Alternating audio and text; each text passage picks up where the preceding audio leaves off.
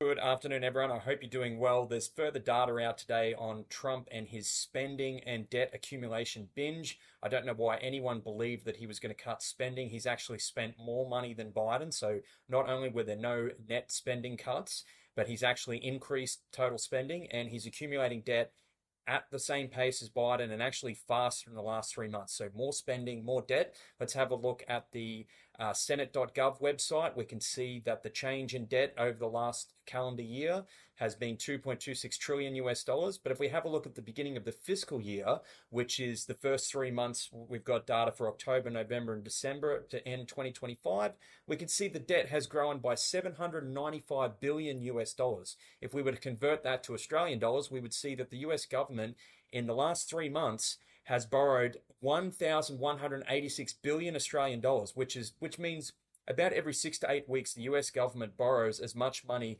as the Australian federal government spends in an entire year, in 1 year. And if we have a look at these numbers summarized, Trump at his current spending pace for 2026, so starting from October 2025, that fiscal year, he's on pace to spend 7.32 trillion US dollars.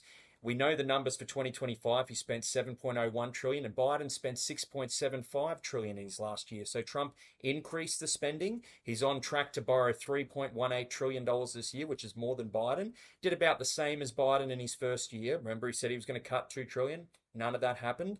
And if he keeps his current pace, he'll smash Biden's record. Now, if we look at you might see reports that the deficit was only 602 billion. That's because they don't count certain things as deficit spending, such as student loans or government agencies slushing, money between each other. The Social Security trust funds, the Ponzi scheme there has to borrow money to make what we call in Australia age pension payments. And of course, remember Trump told you the tariff revenue was going to pay down the debt. Well, the tariff revenue for 2025 was a big chunk of change, 264 billion, so 0.264 trillion, which is relative to the debt accumulation is not very much. But even with all that extra tax revenue, still managed to spend more money. It's more money than Biden and accumulate more debt. And of course, interest payments on US government debt. This does include state government debt. But the federal government is now spending 1.2 trillion US dollars per year just to pay interest on its debt, nearly 2 trillion Australian dollars per year to pay interest on debt. And of course, how's he going to cut spending? He's called for a 50% increase to military spending.